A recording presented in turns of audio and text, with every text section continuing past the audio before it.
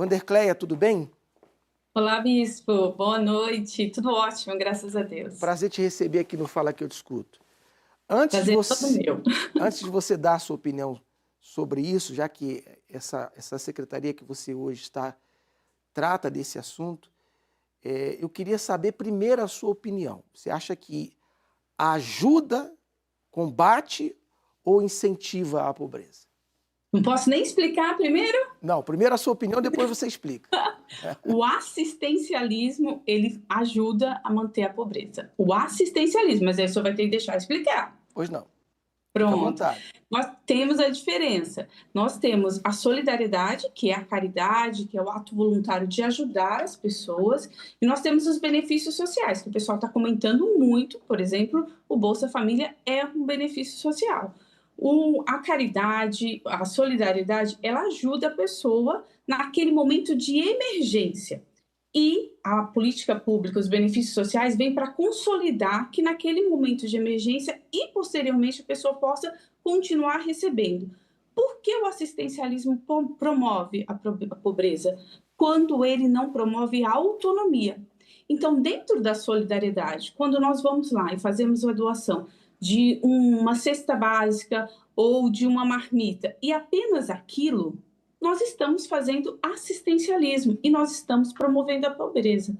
Quando a gente tem um programa como o Bolsa Família, que ele tem todos os benefícios, mas a pessoa, e aí não é o programa, porque o programa tem várias regras, tem várias pessoas que utilizam e que superam a situação de pobreza, mas se a pessoa ela não cria o desejo, a autonomia de superar aquela situação com as oportunidades que ela recebe, ela está dentro do assistencialismo. E eu falo isso, Bispo, esse olhar é como o olhar de secretária de assistência, mas eu também tenho o olhar de quem fez uso dos programas sociais. Entende que programa social e não assistencialismo, programa social, benefícios sociais, quando ele chega até uma pessoa que entende que aquilo é uma oportunidade, ele sim faz fazer a superação da situação de pobreza. Por exemplo, acho que o deputado Milton Vieira conhece o programa, eu fiz uso quando pequena do programa Viva Leite, que existe até hoje, é bem antigo.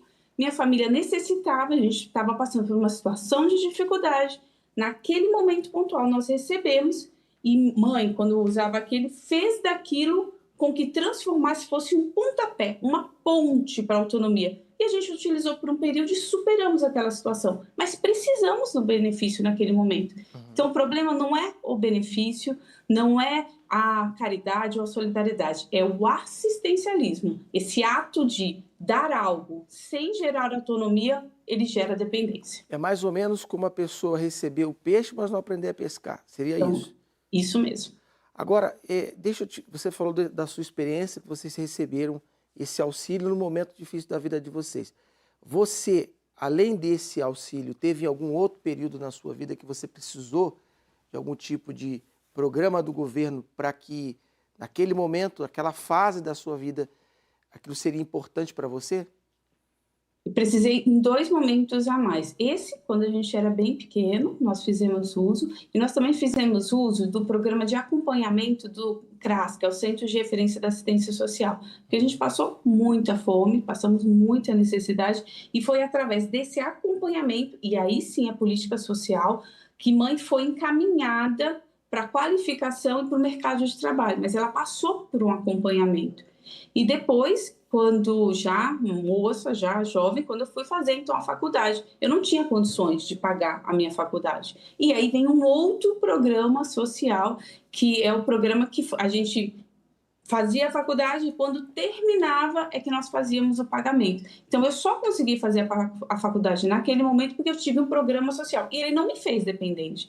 Muito pelo contrário, assim que terminou eu já tinha me organizado para poder fazer o pagamento daquela dívida do estudantil. Então Agora, depende da é, pessoa. sim, então, e aí que tá, eu queria fazer essa pergunta, porque como é que a gente vai conseguir fazer com que, pelo que eu estava vendo, são aproximadamente 100 milhões de brasileiros, quase 100 milhões de brasileiros hoje dependem de algum tipo de programa de assistência social, de assistência do governo.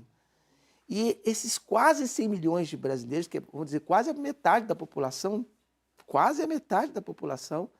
precisa de alguns...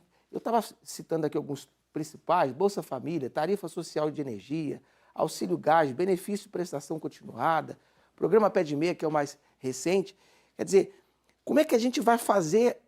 Você não acha que está havendo uma falha dos governos no Brasil, e digo a nível de governo federal, de governo do estado, de governo municipal, de fazer com que essas pessoas que estão dependendo de qualquer tipo de programa social, elas entendam que isso tem que ser passageiro, que isso precisa se evoluir por uma busca de autonomia? Você não acha que está sendo essa falha dos governos? A falha está em 2 pontos, tanto do governo e aí todos os níveis que o senhor falou, federal, estadual e municipal, de não promover, e a gente tem buscado muito isso aqui na política que nós estamos, de entender a situação dessas famílias. Não é só receber o benefício, que elas sejam acompanhadas, que elas sejam encaminhadas para programas de transferência de renda, de geração de renda, de qualificação profissional. Então, um elo é esse. É responsabilidade, sim, do governo de promover essas políticas de transferência de renda, mas de gerar autonomia. E o outro elo é a pessoa. Ela tem que ter o querer também de superar essa situação de vulnerabilidade. Porque se a pessoa não quer sair dessa situação, ela vai, infelizmente, se contentar com um valor menor do que o salário mínimo. Agora, aquela pessoa que quer, ela usa isso como uma ponte para superar essa situação. Então, você acha que o governo não tem que ter um tempo limite disso? No caso do Bolsa Família, que acho que foi o mais comentado, de fato há isso. A cada 2 anos, se a pessoa não atualizar o seu cadastro, ela perde o benefício.